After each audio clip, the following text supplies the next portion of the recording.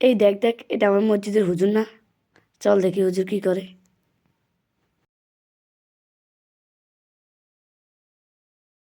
আসসালামু আলাইকুম।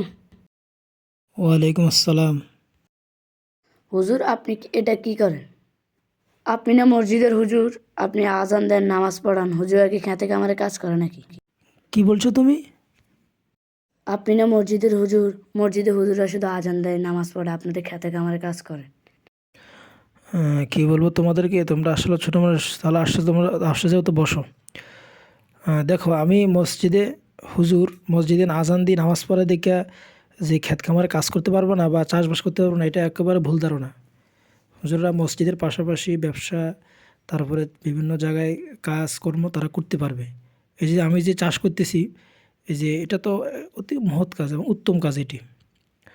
তোমরা এটা যদি আমরা যদি ভবিষ্যতে যদি চাষবাস না করি, ভবিষ্যতে ফসল ফলানো আমাদের জন্য, এইভাবে আমরা যদি সকলে একরকমই হই যে চাষবাস না করি, তাহলে ভবিষ্যতে ফসল ফলানো আমাদের জন্য কষ্ট হয়ে যাবে এবং এটা খাদ্য সংকট দেখা দিবে এবং দুর্ভিক্ষ হতে পারে।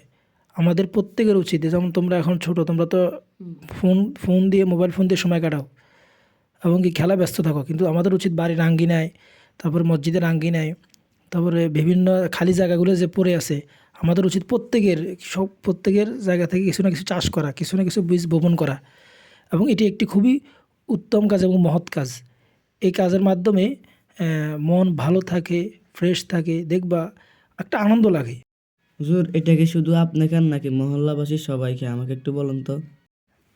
হ্যাঁ, আমি খাই, পাশাপাশি আরও যারা আছে তারাও, তাদেরকে দিই। আর এটা তো আমিই খাই, আমার দ্বারা 8-10 জন উপকৃত হয়, তারাও খেতে পারে। আমি তো আর একা খাওয়া সম্ভব না, তো বিশাল ক্ষেতের ফসল। তো অনেকে নেয়, অনেকে আবার কিনে নেয়, বিক্রি করি। এভাবে আর কি আমার কিছু টাকা আয় হলো এবং আমি এ দ্বারা নিজেও উপকৃত হলাম, অন্যও উপকৃত হলো। বুঝছো, এই আর কি। এটার জন্য কি আপনাকে মসজিদ কমিটি কিছু বলে না? না, তারা কি বলবে? তারা তো আরও উৎসাহ দেয় যে না, হুজুর চাষ করুক, আর এটা তো মসজিদের জায়গা, এটা কোনো সমস্যা নেই, এটা প্রায় সব জায়গায় চাষ। চল আজকে আমরা খেলবো না, আমাদের বাড়ির পিছনে যে জায়গাটা আছে ওখানে আমরা চাষ করবো আর হুজুরের মতো ভালো ফসল ফুটাবো। আজকে হুজুরের সাথে আমরা কথা বলে অনেক ভালো হয়েছে।